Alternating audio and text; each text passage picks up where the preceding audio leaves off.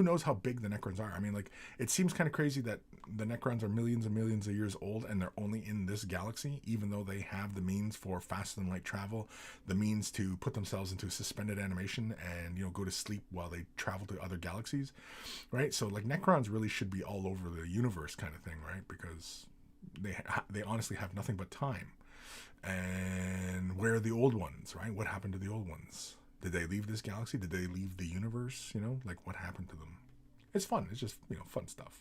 Just playing with the background and, you know, speculating about things. The mysteries of Warhammer 40,000.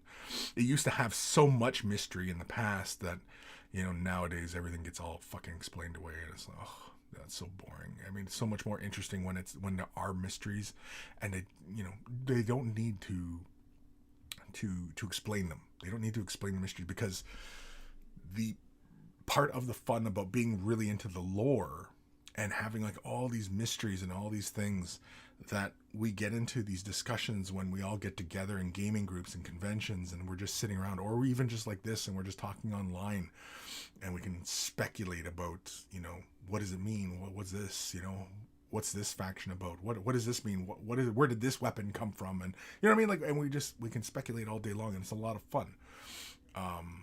You know, where it gets really kind of annoying and pedantic is in things like Horus Heresy type stuff, where it's all very established because it's like a you know, it's like a history, and so it's all treated like it's factual kind of thing, and it's all explained.